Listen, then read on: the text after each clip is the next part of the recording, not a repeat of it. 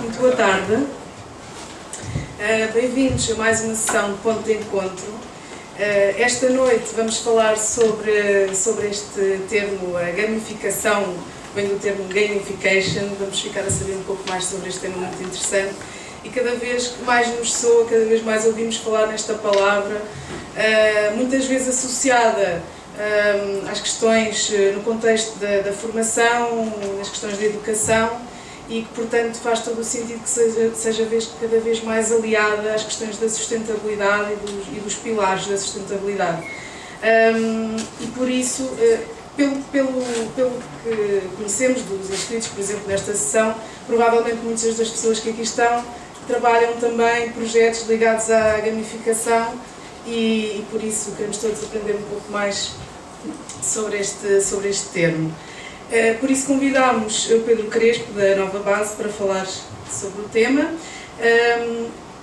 O Pedro Crespo licenciou-se em Informática e Gestão de Empresas no ISCTE e iniciou a sua atividade profissional em 96 como consultor. Depois esteve na Deloitte, depois também, mais tarde, nos Açores, onde foi diretor de Recursos Humanos do Grupo Nicolau de Sousa Lima, diretor financeiro da Verde Wolf, e em 2006 voltou ao continente, onde está a trabalhar na Nova Base, na área da gestão de talento. Então, vou passar a palavra ao Pedro Crespo,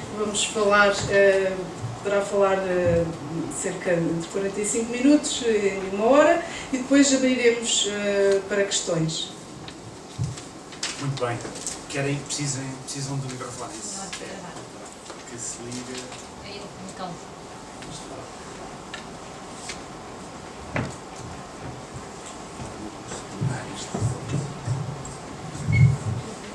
Vou fazer o esforço de manter aqui sentado. Boa tarde a todos.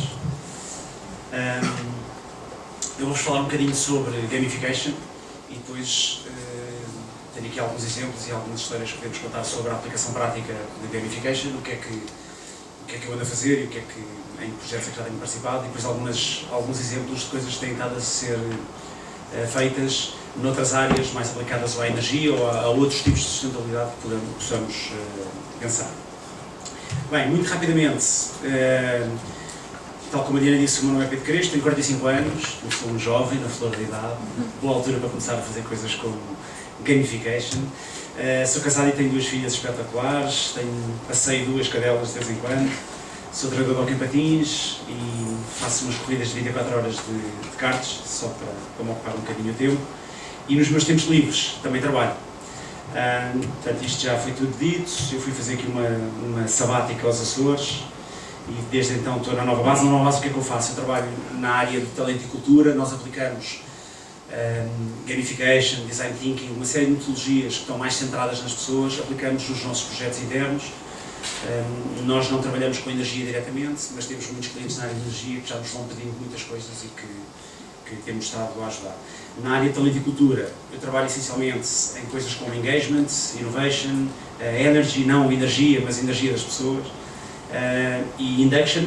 E eu gosto de dizer que, oficiosamente, sou o CIO da Nova Base. Não é? Portanto, isto por isso é que eu gosto de dizer que trabalho estes 4 pilares. E são 4 coisas espetaculares para se fazer, principalmente porque se trabalha com pessoas. As pessoas dizem que as pessoas são chatas, mas são pessoas, não é? E eu trabalho com pessoas. A Nova Base é uma empresa grandinha, tem mais de 2.000 pessoas e tem aqui mais umas casitas. Está em muitos sítios, portanto, dá para nós experimentarmos muita coisa. E vão ver alguns exemplos de coisas que andamos a fazer e como é que podemos usar a gamification para aumentar o engagement das pessoas com a firma, com o que fazem, com essas coisas todas. Bom, então, vou-vos começar por falar um bocadinho só sobre a gamification, antes de vos falar de exemplos, para percebermos todos se estamos na mesma página ou não, o que é importante. E quando pensamos em gamification, as pessoas todas pensam que estamos a falar de jogos. É verdade que a maior fonte de aplicação de mecânicas de jogo são os jogos, parece mais ou menos claro isso. E as pessoas, a pergunta que se faz normalmente, porquê é que as pessoas gostam tanto de jogar? Não é? Mesmo os que dizem eu não gosto de jogos, há sempre ali uma coisinha qualquer, nem que seja na televisão, ou telefonar, fazer qualquer coisa.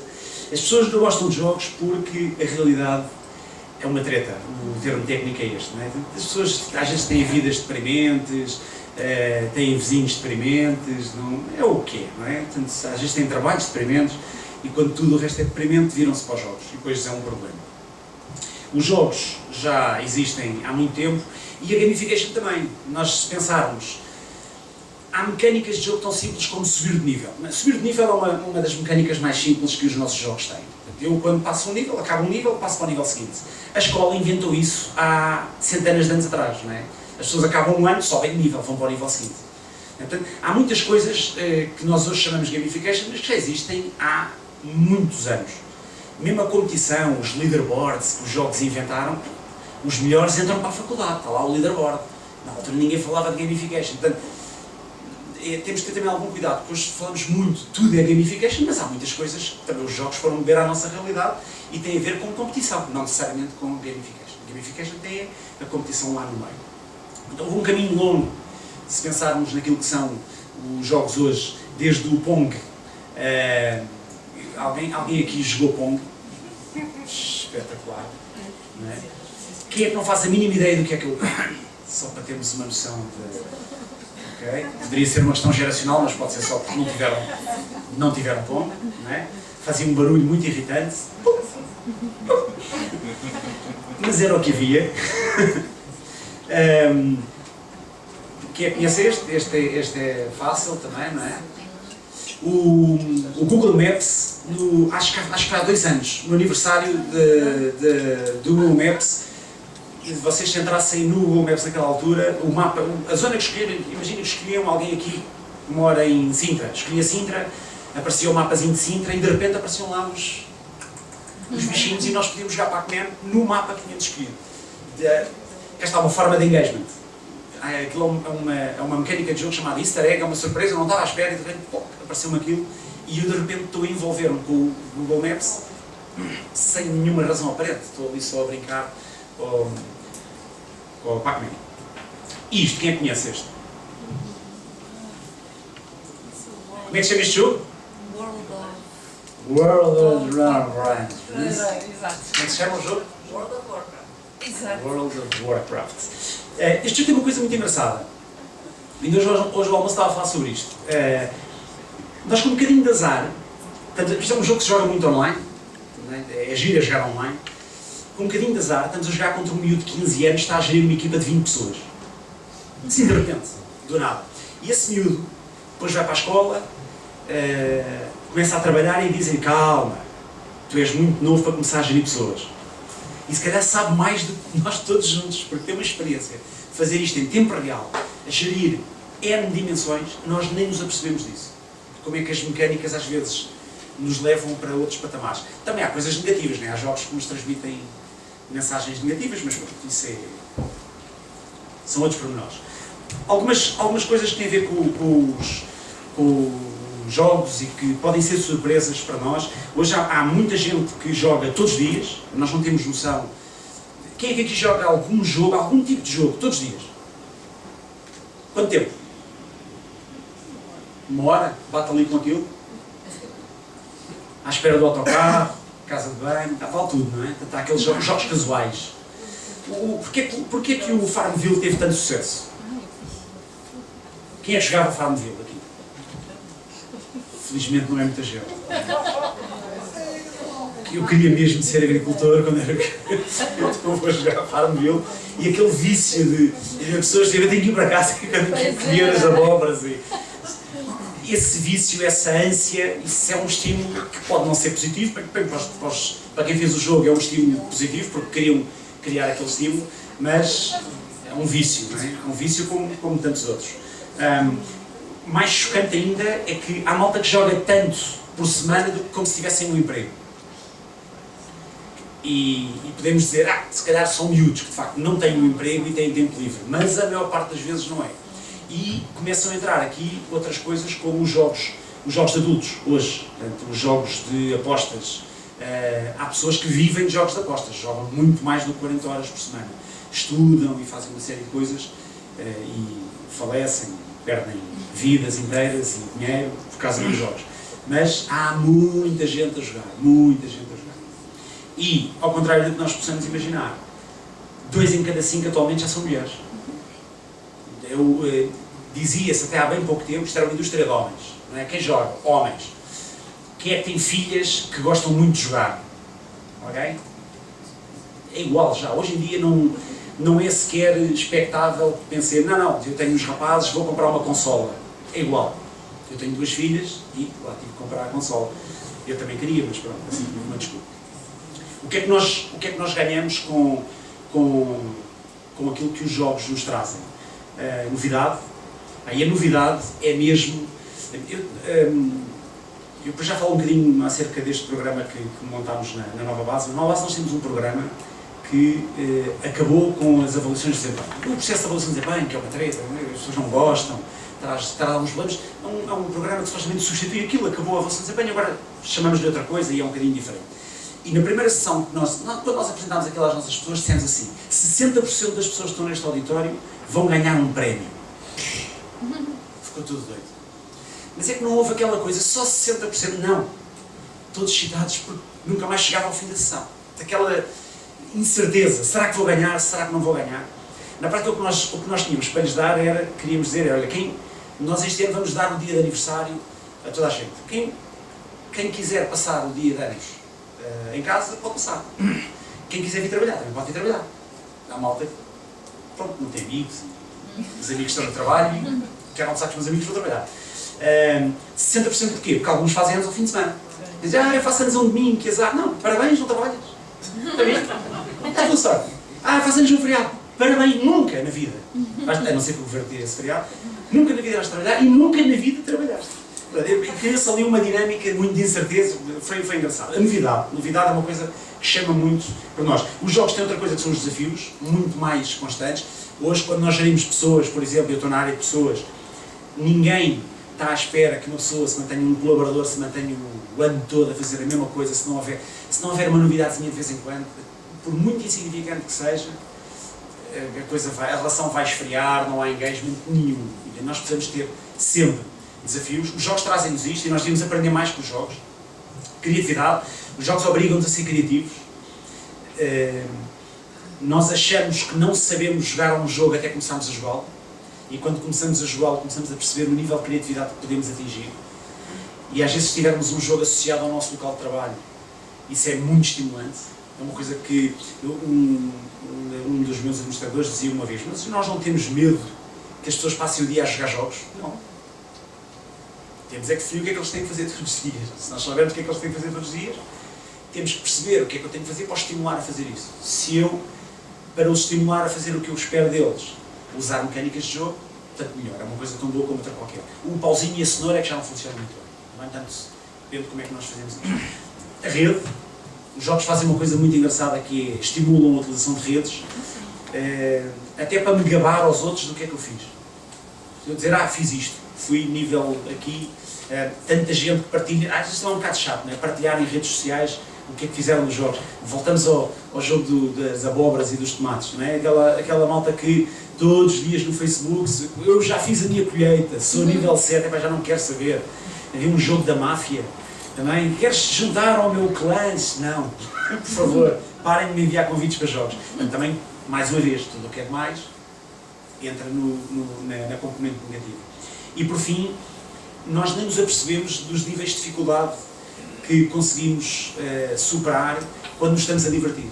Quando nos estamos a divertir, conseguimos atingir muito mais desafios. E o fun aqui é a componente essencial. Se eu me estiver a divertir, não faço cara feia, não viro a cara para o lado, não me digo ao meu chefe, outra vez. Se for divertido, venho ao desafio.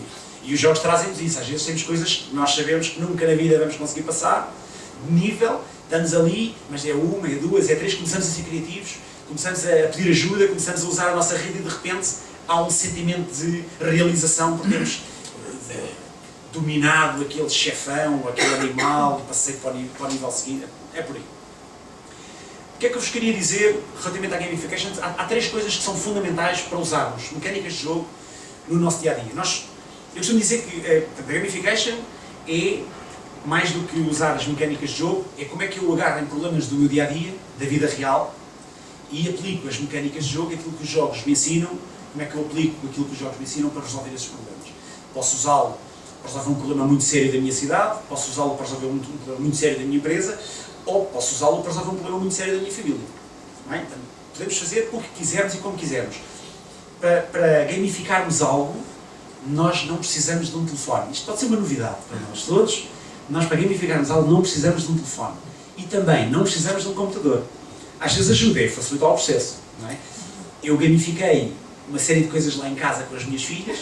Tenho uma que é super preguiçosa e outra que adora ajudar os pais, mas é uma sacaninha para a irmã. Portanto, temos ali jogadores diferentes e nós fizemos ali um processo para gamificar tarefas e com recompensas e uma série de coisas que está na porta do frigorífico.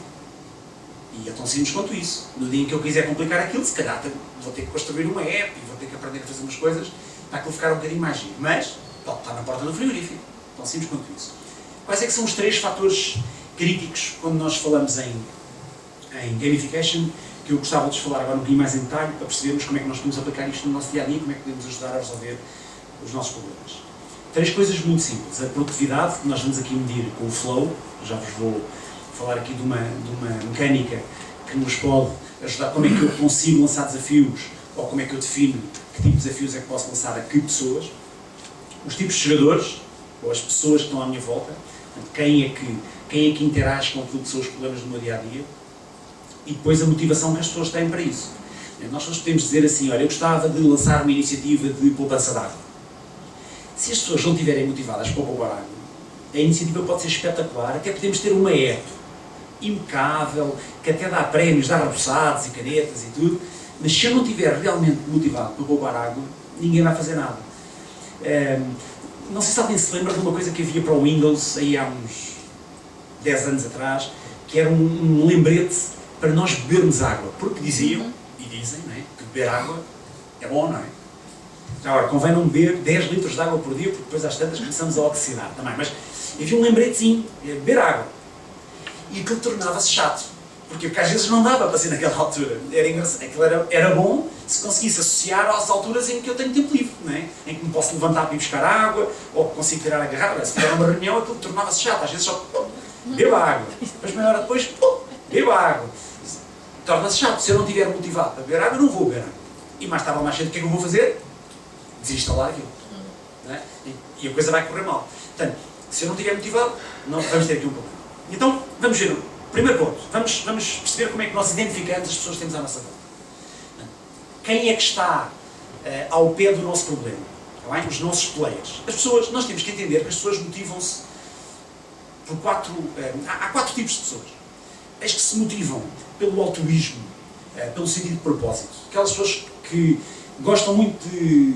como eu costumo dizer lá no meu negócio, que é um negócio de serviços profissionais, é aquela malta que está em casa com os pais e diz, olha, estás a ver aquele projeto que está ali a dar na televisão, fui eu que fiz. Não é? Um bocadinho, aquilo que estamos a acabar com a fome em África, eu estive lá.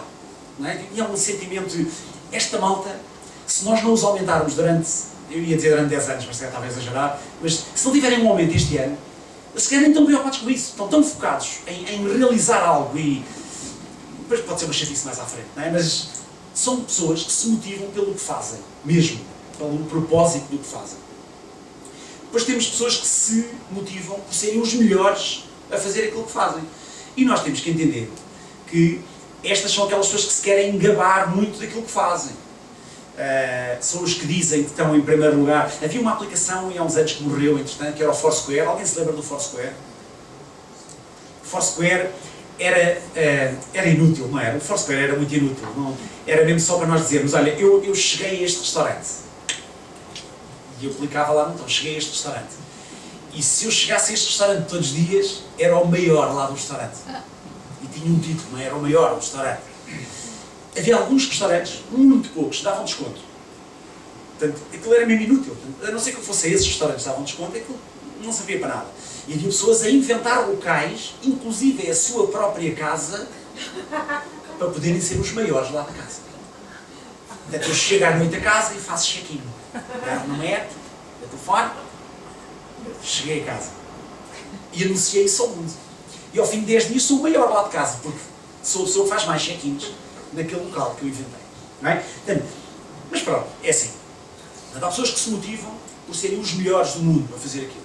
É o Cristiano Ronaldo, motiva-se por ser o melhor do mundo, para bater todos os recordes e mais alguns. Não é? Quando ele deixar de ter recordes, vai-se motivar um bocadinho menos. Depois temos pessoas que se motivam pelo sentimento de autonomia que têm, pela criatividade que podem ter no seu trabalho, pela escolha do caminho que querem seguir. E são um bocadinho os cavalos selvagens. Alguém aqui trabalha com uma pessoa assim? Aquelas pessoas que nós sentimos que não conseguimos gerir. Não consegui gerir isto. É um rebelde. É uma energia rebelde. Estas energias às vezes são boas. Quando todas as nossas pessoas têm energia rebelde, é que pode ser um problema. Não é? Dentro do equilíbrio é bom. Mas há pessoas que se motivam muito pela capacidade que têm de gerir o seu dia-a-dia, de gerir o seu trabalho, definir o que fazer e como fazer. E há pessoas que se motivam pela rede em que estão inseridos, pela relatedness. É um bocadinho aquele sentimento de poder dizer ao mundo o que é que eu ando a fazer. Um bocadinho também como aquilo que estávamos a falar do Foursquare. As relações que posso criar, o status que está associado a essas relações. E, portanto, quando nós temos um problema para resolver, nós devíamos identificar onde é que andam as nossas... Estamos a falar de um problema de uma cidade, por exemplo, com o lixo. Que tipo de pessoas é que eu tenho? Eu tenho pessoas que querem acabar com o lixo nas cidades. Eu tenho pessoas, se eu for para Luanda, por exemplo, Luanda tem um grave problema de lixo na rua, não é? De céu aberto. E então eu tenho que... Há pessoas que têm um sentimento de propósito, querem mesmo estar ali a trabalhar para acabar, se calhar há poucas, mas é possível que haja. Não é? Onde é que elas andam? Como é que eu as motivo a fazer o quê? Se eu quero desenhar um programa, uma aplicação, um processo qualquer que dura ao longo de 1 ano ou de 2 anos, eu tenho que identificar as pessoas e como é que eu motivo essas pessoas a interagir com estes problemas que eu quero resolver. Não é? Porque se eu identifico mal as pessoas, eu posso estar a criar um jogo, uma app, um programa que vai para a gaveta, não é usado por ninguém. Porque não identifiquei bem os nossos players. Estamos a chamar players, mas é um bocadinho mais do que isso. Não é? Então, identificámos os players, vamos falar um bocadinho de motivação. O que é que nos motiva todos os dias? Vocês vão se identificar com algumas destas coisas. O que é que eu posso dizer? Há pessoas que se motivam pelo status. Eu sou chefe. Mas ganhas como sou chefe. Não é? E é o status, é o galão, não é? É aquela coisa de poder dizer que cheguei a um determinado nível. Mais uma vez, há N aplicações que nos vão dando badges, né? Os badges são só uma coisa, status, dão status. Mas há pessoas que se motivam por terem acesso a determinadas coisas. Eu tenho acesso à sala VIP. Mas aquilo tem 3 sofás lá dentro. Tu estás aí fora, não é? Eu estou na sala VIP. Eu tenho acesso à sala. Precisas do meu cartão? Eu tenho acesso à sala VIP. Não é? Eu conheço o porteiro da discoteca, tenho acesso. Há pessoas que se motivam por isso. Toda a gente aqui se calhar tem, eu já tive um amigo que domina as guest lists aí dos restaurantes e das discotecas, está sempre a mandar mail. Portanto, há pessoas que se motivam com isso, é o acesso a. Depois há pessoas que se motivam com o poder. Eu ter poder para. Não é? Tem aquela coisa de fala comigo que eu resolvo. Eu posso não conseguir fazer nada, mas motiva-me mesmo ter o poder para, ou as pessoas acharem que eu tenho o poder para. E há pessoas que se motivam por ter coisas. O melhor exemplo, a fila. A malta que vai à fila agarra logo num saquinho e começa a colecionar canetas. Canetas, folhetos, repousados, tudo. Depois chega à casa e deita fora. Que aquilo não cabe a lado nenhum, não é? Mas é aquela coisa de bater os estantes todos e o que é que há aqui? O que é que tem para dar? Não é? Coisas. As pessoas motivam-se com isso. E no dia em que nós conseguimos perceber o que é que motiva as nossas pessoas, nós conseguimos atuar mais ao nível do engagement com essas pessoas. Portanto, se eu perceber que as minhas pessoas se motivam com stuff, eu tenho que oferecer coisas. Se eu percebo que as minhas pessoas se motivam com power, eu tenho que lhes dar poder para. Não é? Na minha empresa, quando nós queremos perceber que uma pessoa que se motiva com o poder, se nós queremos aumentar o engagement daquela pessoa, se calhar temos que a promover, de alguma maneira. Damos-lhe acesso, poder, mexemos aqui em várias caixinhas. Status também, e aquela pessoa motiva-se. Se calhar ganha ali um boost de energia durante mais 2 ou 3 anos, até começar a perceber que, no final, os níveis de desmotivação mantêm-se. Não é? Nós temos que perceber como é que podemos interagir com aquela pessoa e como é que eu vou mexer no nível de motivação daquela pessoa. Há coisas que têm mais significado e há coisas que têm menos significado. O status tem muito mais significado do que stuff. Não é? Uma caneta, apesar de ser motivador, tem mais significado ou menos significado. E há coisas que custam mais dinheiro e outras que custam menos dinheiro. Por incrível que pareça, dar coisas custa mais dinheiro do que só dizer, olha, tu agora és capitão de equipa. né? O capitão de equipa tem mais significado, mas custa muito menos dinheiro. E como é que nós jogamos com isso? Precisamente assim, perceber que tipo de jogadores é que eu tenho, que tipo de pessoas é que eu tenho à minha frente, na minha cidade, na minha empresa, na minha família, como é que eu jogo com isto. Voltando aqui ao meu caso e da minha família, a minha filha mais velha é muito preguiçosa, mas pronto, não gosta de ofender os pais, gosta de ajudar, espero eu, não é? Que não seja no teatro, não é? Então nós percebemos que ela, se tiver, ela motiva-se muito por viagens, por coisas que pode fazer, prendas menos, mas experiências que pode ter com os pais. E então o que é que nós fazemos? Se ela cumprir as suas tarefas, nós temos ali uma... Não vamos chamar uma app gamificada, porque ela está no frigorífico, como eu vos disse, está numa folhinha, mas elas no início do mês podem escolher as tarefas que cada uma fica para fazer. Portanto, desde despejar a máquina da louça, pôr as mesas, passear as cadelas, quando eu não posso, há muita coisa. E elas podem escolher quem é que tem direito de preferência, é que tem mais pontos do mês anterior. E podem ceder tarefas uma à outra. Olha, queres ficar com as minhas? Estou com muitos pontos já, queres ficar com as minhas? Valem menos pontos porque foram cedidas, mas a outra também não os ganha. E elas fazem esta gestão sozinhas. Aquilo é um mapa gigante que está no frigorífico e elas jogam com aquilo. Tem uns ímãs, passam de umas para as outras, às vezes também falha. Não é? Se fosse uma app, tinha reminders, tinha notificações, era a diferença. Assim está na porta do frigorífico. Às vezes nós lembramos, espera aí, ontem fui passear as cadelas, como é que está ali a bolinha no teu nome? Portanto, às vezes também não conseguimos gerir tudo. Mas, que tipo de jogadores é que nós temos? Como é que os motivamos? Depois há aqui uma terceira componente, tem a ver com a produtividade. A produtividade está muito associada a duas coisas. A minha capacidade e o desafio que eu tenho. Se vocês olharem para aquele gráfico que ali está, aqui em baixo o que nós temos é a nossa skill, a nossa capacidade para fazer uma determinada tarefa. E ali temos o nível do desafio. Uma coisa que acontece muitas vezes é lançarem-nos um desafio para o qual nós não temos capacidade de resposta, ainda. Né? Portanto, as empresas gostam muito de chegar ao pé de nós, olha, tu agora vais liderar uma equipa de 70 pessoas. Epá, nunca fiz isso. Vais ter formação. Portanto, onde é que eu estou? Estou acima da linha. Tenho mais desafio do que a capacidade que eu considero que tenho. Portanto, o que é que eu sinto? Frustração, ansiedade por não estar a conseguir fazer aquilo. Outras vezes, eu sinto que tenho a capacidade antes de ter o desafio. Olha, eu já me formei, já tenho investigado isto, faço isto todos os dias e não me dão o desafio. Portanto, o que é que eu sinto? Epá, estou chateado, estou enfadado, porque sei mais do que me estão a dar para fazer. A dificuldade, quando nós interagimos com pessoas e quando interagimos com estes players e com estas motivações, é como é que nós mantemos as pessoas no flow, não é? No curso do rio. Como é que nós mantemos as pessoas motivadas e ali naquele flow? Esta é que é a dificuldade, porque é muito difícil mesmo. Portanto, é mais fácil as pessoas darem um desafio primeiro. Toma lá, atira uma pessoa que não sabe nadar, atira um para dentro da água, agora vai mexendo os braços, vais ver que tu consegues, não é? E depois há um ou outro que se afoga. Não é? E depois, hoje eu trabalho muito com novas gerações, com a malta que acaba de sair da faculdade, tenho que privar muito com essa rapaziada, em regime de internato, portanto, fora de casa, eu reduzo para aí 20 anos da minha idade, e hoje eu sinto que toda a gente diz, esta malta hoje é tudo umas florzinhas de estufa, mas nós esquecemos, nós no nosso tempo, eu pelo menos no meu tempo, quando eu tinha 20 e poucos anos, os meus chefes também diziam a mesma coisa, só porque eu era diferente deles, são gerações diferentes. E nós temos de perceber que as pessoas têm níveis de desconforto, toda a gente tem níveis de desconforto, não é por eu saber mais. Já agora, eu hoje, eu recebo um grupo de miúdos da faculdade lá na empresa e faço a condução dos programas de integração.